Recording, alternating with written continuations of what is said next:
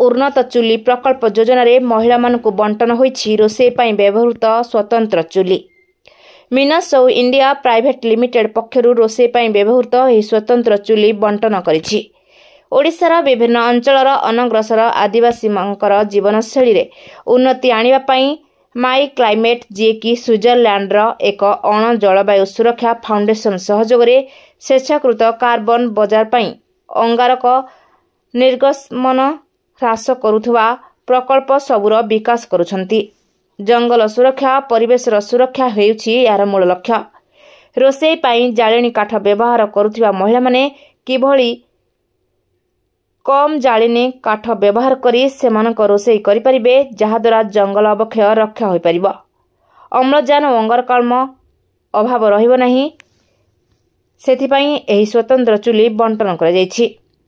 मिनसौ India private limited पक्षरु एक सभा करा जाई शताधिक महिला मानकु सचेतन करिबा परे एही स्वतंत्र चुली बंटन करा जायतिला।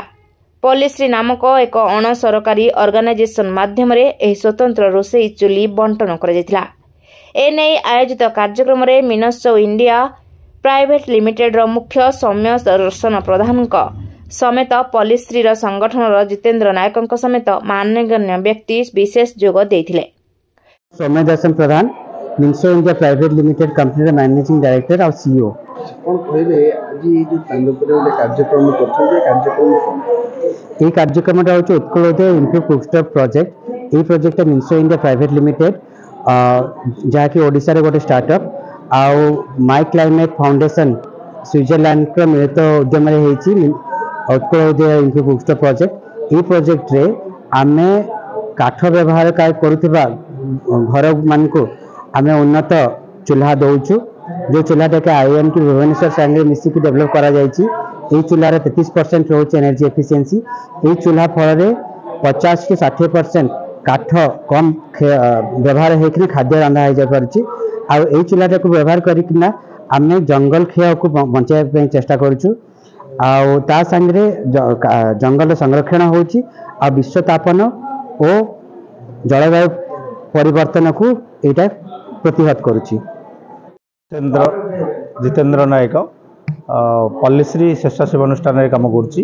मिनसौ इंडिया तरफ जो चूल्हा जोगाई दिया आम ग्रामांचल जो कि गरीब लोक मैंने अच्छा जंगल रू काठ आणिकी रोषेई कार्य करती से आम सचेतनता वृद्धि करैकी काठ यही लुहा चूल्हा व्यवहार करूँ।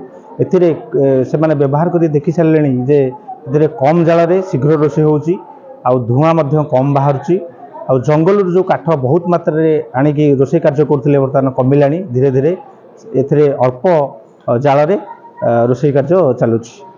आगामी दिन में आम लक्ष्य रखीचु यहाँ खाली आमर नयागढ़ जिला नुह खोर्धा जिला और गंजाम जिले में जो गरीब परिवार माने जंगल अंचल बसवास कर निश्चित रूपे काम आसो आम आशा और विश्वास कर।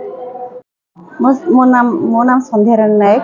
मो ग्राम हूँ गोदासाही जिला नयागढ़। जो उत्कल उदय प्रोग्राम आज होता है कौन ये प्रोग्राम कौन जानले ये हूँ आमर जो जालेनी चूल्हा विषय रे ये चूल्हा जालिबा द्वारा धुआं बहुत कम होउची। आमे पॉल्यूशन रक्षा पाई परुचे। आ जालेनी काठ जंगल बहुत मात्रा रे काठ सरुची लोक गछ काटुछंती ए जालेनी चूल्हा पई किंतु एई चूल्हा जोगु आमे कम काठ सारी पड़चे। गछर डाल द्वारा आमे भी सहजरे काटिकी ताको आमे रोषेई रे व्यवहार करि परिबा। गछ काटिबा आवश्यक नाही तेबे एथिबे जंगल भी सुरक्षा होई पारुची समाजर भी मंगल होई पारुची। पॉलिश्री संगठन सहायतार मिनसौ इंडिया प्राइवेट लिमिटेड एभली कार्यक्रम को अनग्रसर महिला माने प्रशंसा करिसेंती। Bureau report Jyotiprabha news.